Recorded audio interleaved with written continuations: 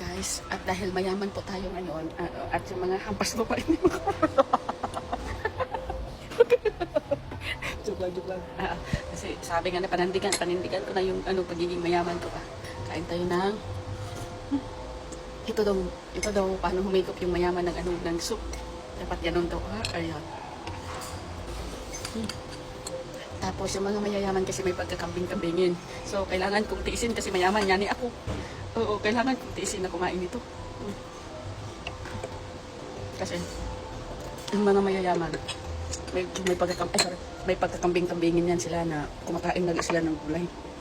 May salad-salad tapos yung kape nila medyo makait yan. Ganyan uminom yung mga mayayaman. Ito yung kape bro. Siyempre kailangan kong tiisin yan kasi mayaman ako. Nandito tayo ngayon. At siyempre baka hindi ko kaya lagyan natin ng sugar. Masira yung pagiging mayaman ko mamaya. Pag ito'y yung mga mayayaman. Pag uminom ng kape, walang reaksyon. Mapait man yan o ano, so dagdagan natin ng maraming sugar. Sayang yung pagiging mayaman ko kung masisira lang din ako. Basta lang. Subukan natin. Tama na yan, dalawa baka mag-diabetic man tayo ba. Ayun. Ang hirap maging mayaman. Ay, hindi ko kaya to.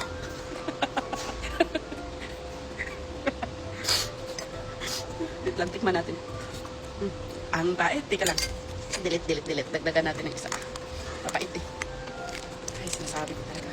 Sira yung pagiging mayaman ko dito pag ako'y kakain dito. Ganun talaga pag mayaman ka. Breakfast ka sa sa mamahaling hotel. Ganun yun. Biglang mayayaman na kumakain sa karinderya.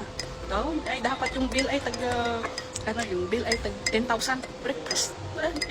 Sige, panindigan natin. Total, mayaman naman yan eh. Higupin natin. Paano ba mahigup yung mga mayayaman? Ay, mali. Walang tunog. Dapat ganito yun eh. Wala. Yung mayayaman, ganito uminom yung mga mayayaman. Tika lang, ang kalat. Ako lang yung mayaman na makalat yung aking table. Tika lang. Ito yan. Ganyan dapat yun. Ay, napakasarap ng kape. Ay, naku. Hirap na ako pagiging mayaman. Baka gusto nyo sumama sa akin. Kaya nyo ba kainin ito mga dahon-dahon? Mga kamatis. Ito yung mga kinakain ng mga mayayaman. Kung gusto nyo sumama sa akin sa pagiging mayaman, kumain kayo nito. Practice na kayo. Sinasabi ko sa Thank you po. Tingnan nyo. Ay, hirap na ako sa buhay ko dito. Ang hirap maging highlight ko lang. Delete. Mali. Hanap, patukunin yung tissue na to. Mali. Ano yun? Ang hirap maging mayaman, likan pulog. Ayun na. Yaman. Sabi ko sa inyo, prepare niyo yung sarili niyo kung gusto niyo maging mayaman. Dapat kaya niyong humawak ng tinidor ng tama. Hindi nahuhulog yung pagkain. Ganun. At dapat, prepare yung tiyan nyo sa umaga. Kasi pagkatapos ng uminom ng kaping broad coffee, may juice pa. Pag mayaman ka, dapat matibay yung tiyan mo.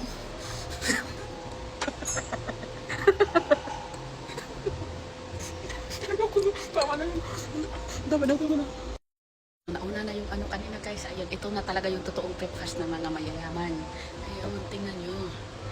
May bacon, tapa, diba, scrambled egg. Siyempre, hindi mawawala yung pagiging healthy ng mga mayayaman. Dapat merong fruits. Ayun. Siyempre, dapat dito ay tinidor lang yung gagamitin. Wag daw kutsara. Kasi yung mga mayayaman, hindi ko magamit ng kutsara. Ito lang. So, ngayon,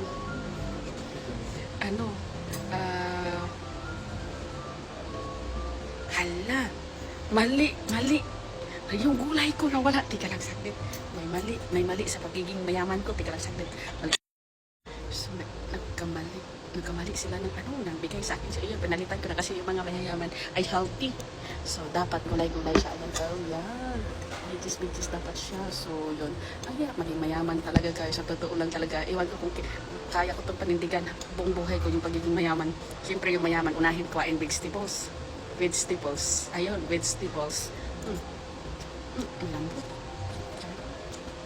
Yung mga mayayaman, hindi yan sila gumagamit ng kutsara kasi tinidor yan sila.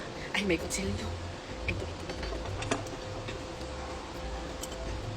Ay, mali. Yung paghawak ko, mali. Ito. Ay, ang hirap man ako. Uy, ang sarap. Ang sarap. Dapat, walang tunog yung pinggan.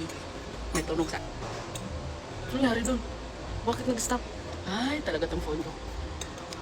Ayun. Ika lang.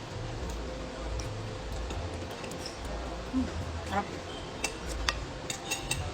Panindigan na natin to, guys. Baka mag-kakot doon. Kahit dito lang minsan lang maging mayaman tayo na. Ayan, tama yan.